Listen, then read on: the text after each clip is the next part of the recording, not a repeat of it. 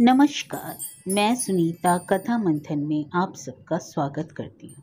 कथा मंथन में आज सुनिए आशापूर्णा देवी जी का उपन्यास लीला चिरंतन का 12वां अध्याय। इसके पहले के अध्याय और आशापूर्णा देवी जी की अन्य कहानी और उपन्यास आपको हमारी प्लेलिस्ट से मिल जाएंगे। लिंक आपको आई बटन और डिस्क्रिप्शन बॉक्स में मिल जाएगा। दिन बीतते रहे, सब कुछ वैसा ही था, या अच्छा ही कहना चाहिए। नक्खा बेचारा, अब उसके साथ लड़ने झगड़ने का भी उत्साह नहीं रहा। लेकिन वैसे ही पहले की तरह खरीदारी होती रही, खाना पकता रहा और हमारे कपड़े धोबी के यहाँ धुलने को जाते रहे। सुबह शाम घर आकर झाड़ू पोछा और बर्तन बासन मांजने वाली नौकरानी भी आती रही। माँ अपने स्कूल जाती रही पढ़ाने के लिए और बुटकी स्कूल जाती रही पढ़ने के लिए। मैं कॉलेज जाती रही। किसी काम में ना तो कोताही हुई ना कुछ कटौती। हाँ, एक शब्द हमारे घर संसार में से विदा हो गया था, वह था अनहोनी। वैसे कभी कभी इतना जरूर होता था कि अश्विन डॉक्टर हमारे यहाँ आ जाया करते थे।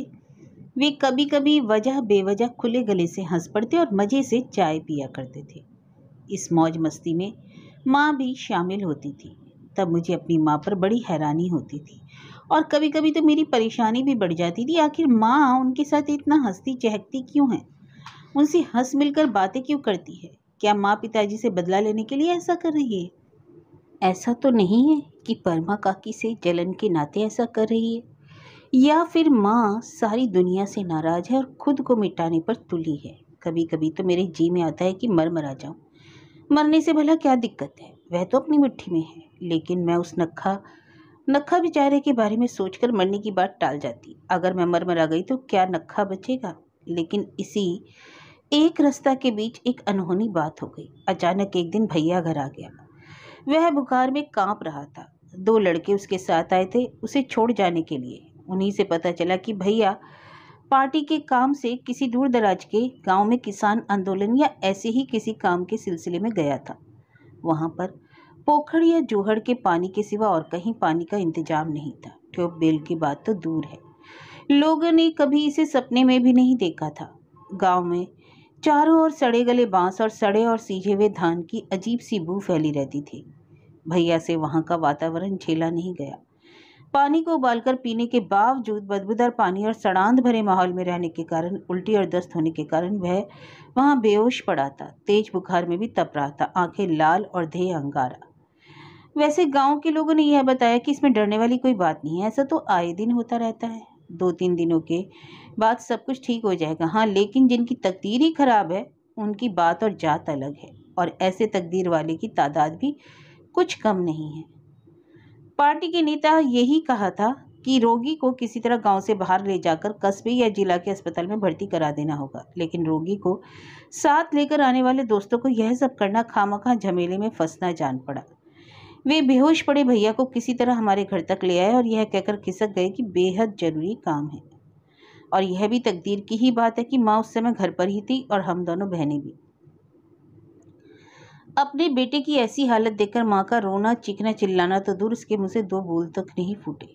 निचले तले पर पड़ी चौकी पर ही उसे सुलाकर माँ ने कहा, माँ तू जल्दी से बड़ी वाली बाल्टी में पानी ले आ और साथ में मग भी। मेरे पानी लेकर आते ही माँ ने भैया के सिर पर पानी डालना शुरू कर दिया। सारे ही तालाब में पानी फैल गया और फिर नाले से बहने लगा। लेकिन 2-3 बाल्टी पानी की ही नहीं थी। मैं बाल्टी के बाद बाल्टी पानी भर भर कर लाती रही और माँ सारा का सारा पानी भैया के सिर पर डालती रही। एक बार बोली, देख तो माँ फ्रिज में बर्फ जमा है या नहीं, अगर है तो लाकर बाल्टी में डाल। और सुन, एक केटली पानी गर्म कर और उसे किसी गमले में भरकर उसमें इसके दोनों पाँव डुबोकर रख। बुटकी तो तभी से जोर जोर से रो रही थी जब से कि भैया को घर लाकर पटक दिया गया। बर्फ लाने की बात पर चिल्लाकर बोली, ओ माँ, भैया को इतनी तेज बुखार है और तुम इसके सिर पर इतना पानी डाल रही हो और ऊपर से बर्फ भी मंगवा रही हो, इसे सर्दी नहीं लग जाएगी? लेकिन माँ चुपचाप अपने काम में लगी रही। बुटकी एक बार फिर चिल्ला उठी, अरे भैया पर नाराज होने की वजह से क्या तुम इसे मार ही डालोगी? अगर इसे कुछ हो हवा गया तो कहीं या मरा नहीं बचेगा तो मर ही जाएगा। माँ की आवाज़ बेहद ठंडी थी। ओह, तुम इतनी ज़्यादा नाराज रहती हो तभी पिताजी चले गए हैं। मैं पानी लाते लाते बुरी तरह थक गई थी, हाँफ रही थी। तो भी मैंने बुटकी को झिड़क दिया, तू क्या बकवास कर रही है पागलों की तरह। बुटकी सचमुच पागलों की तरह रोती और चिल्लाती जा रही थी। भैया को तेज बुखार है और माँ कोई डॉक्टर नहीं बुला रही, वह पागलों की तरह भैया की देह पर पानी डालती जा रही है। इस तरह तो भैया खत्म हो ही जाएगा। माँ ने थोड़ा नरम होते हुए कहा, अच्छा तू ही जा, किसी डॉक्टर को बुला ला। क्यों, क्या दीदी नहीं जा सकती? नहीं, दीदी अभी मेरी सहायता कर रही है। माँ ने धीरे से कहा, अच्छा जाकर देख तो सही, नक्षत्र घर में है या नहीं। अगर वह घर में हो तो उससे कहना जरा डॉक्टर बाबू को बुला लाए। डॉक्टर बाबू कहने का मतलब था मोहल्ले भर के लिए एक वही जाना पहचाना नाम, बन बिहारी डॉक्टर। बाजार के मोड़ पर ही उनकी डिस्पेंसरी थी।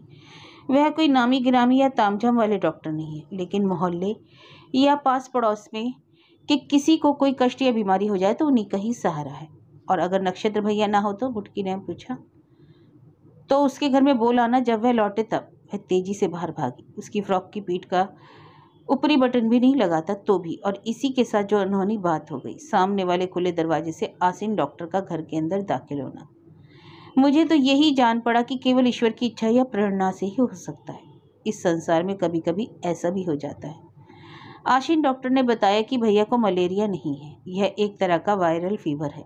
उन्होंने आगे जोड़ा, अरे मिसेस लहरी, आपने तो आधा काम वैसे ही पूरा कर दिया। मैंने ऐसा बहुत कम देखा है कि ऐसे नाजुक मौक़ों पर आदमी खुद अपना दिमाग ठंडा रखे और रोगी को तेज दिमागी बुखार के नीचे ले आए। बहुत हुआ तो लोग माथे पर जल पट्टी रखकर पंखा झलते रहते हैं। उसके बाद बड़े मुग्ध भाव से माँ के चेहरे की ओर देखते हुए उन्होंने कहा, आप में ना जाने कितनी खूबियाँ हैं, और उनमें सबसे बड़ी खूबी है धैर्य की। सचमुच यह बहुत बड़ी बात है। भैया अब ऊपरी तल पर अपने कमरे में था। अब उसका संकट टल गया था। खून की जांच हो चुकी थी। उसकी रिपोर्ट आने पर ही हमारी परेशानी दूर होगी। इन दिनों भैया को तेज न सही हल्का बुखार तो रहा ही करता था। उस दिन अचानक आशीन डॉक्टर को घर आया देखकर मेरे मन में यही हुआ कि उन्हें सचमुच ईश्वर ने भेजा होगा, और उन्हीं की सहायता से भैया को ठीक वक्त पर सही इलाज हो पाया। इस बात में तो कोई संदेह नहीं। वन बिहारी डॉक्टर को जब यह पता चला रोगी को 107 डिग्री बुखार है तो वह इसे निसंदेह मलेरिया बताते और मुट्ठी भर कुनेन चबाने की सलाह देते। वैसे उस दिन वन बिहारी डॉक्टर भी हमारे घर आए थे। नक्खा को जैसे ही सूचना मिली थी वह भागा दौड़ा डॉक्टर के पास पहुंचा। फिर उन्हें कुर्सी से उठाकर रिक्शे पर बिठाकर हमारे यहाँ ले आया था। आते ही नक्खा पूरी तरह घबरा गया।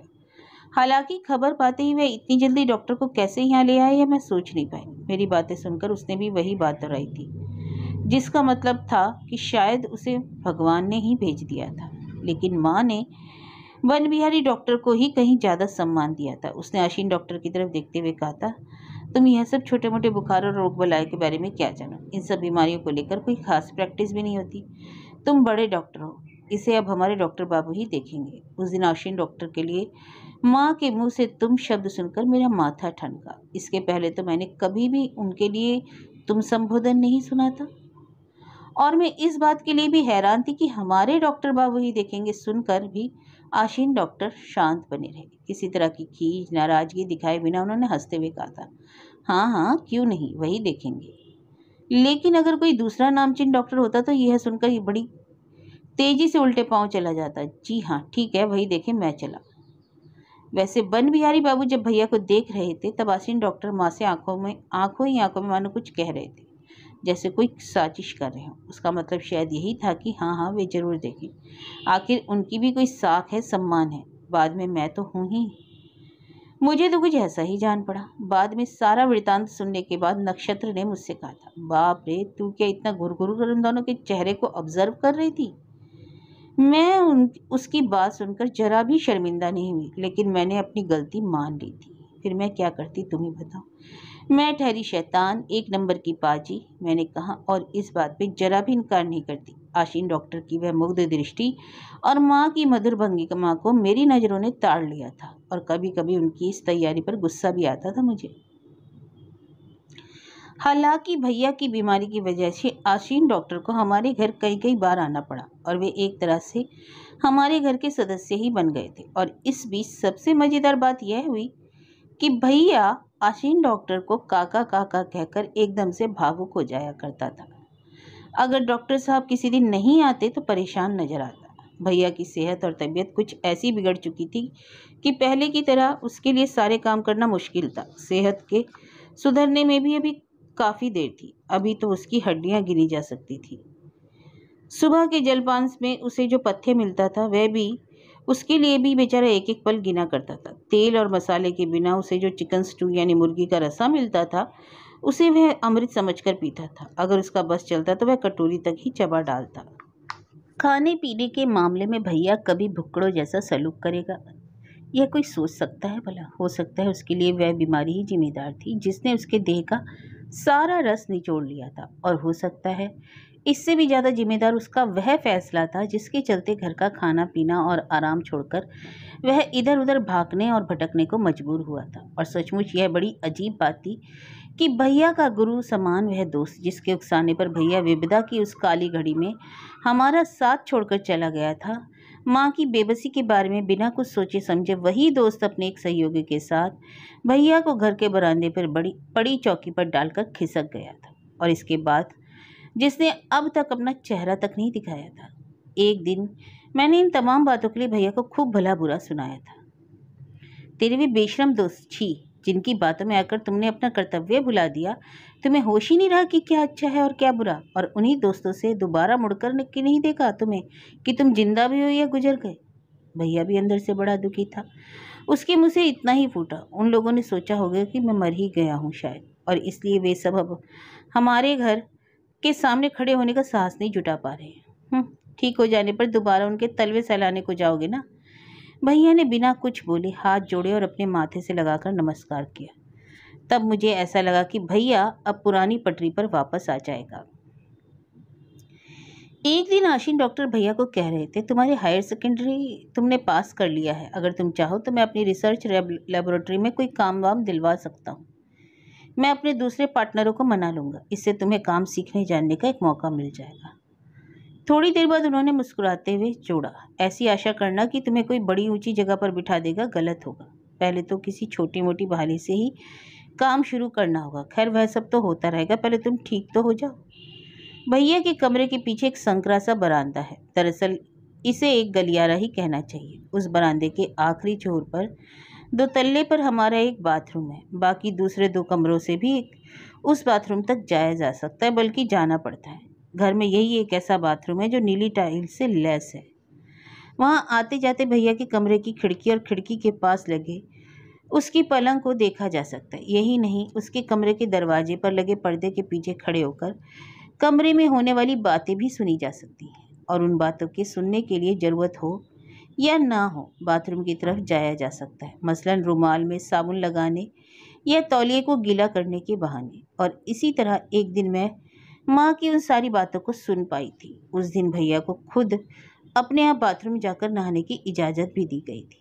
भैया के बिछावन के एक तरफ खड़े थे और आशीन डॉक्टर दूसरी तरफ। उस दिन माँ की बातों में जैसे आग की लपटें उठ रही थी। मुझे माँ के मुंह से निकले एक एक शब्द याद है, और इन्हें सुनकर मेरे दिमाग की नसें झंझना उठी थी। लेकिन उस पीड़ा को, उस जहर को मैंने चुपचाप पी लिया था। मैं यह बात नक्षत्र से भी नहीं कह पाई। हो सकता है दोनों के बीच और भी कोई बात या बहस होती, लेकिन इसी बीच भैया बाथरूम से लौट आया था। माँ ने जल्दी जल्दी उसे बिछावन पर लौटा दिया और सूखे तौलिए से उसके बाल पोंछने लगी। वाह! आसीन डॉक्टर ने बड़े उत्साह से भैया को शाबाशी देते हुए कहा था, अब तो तुम खुद अपनी देखभाल कर सकते हो। कोई थकान या बेचैनी तो नहीं है?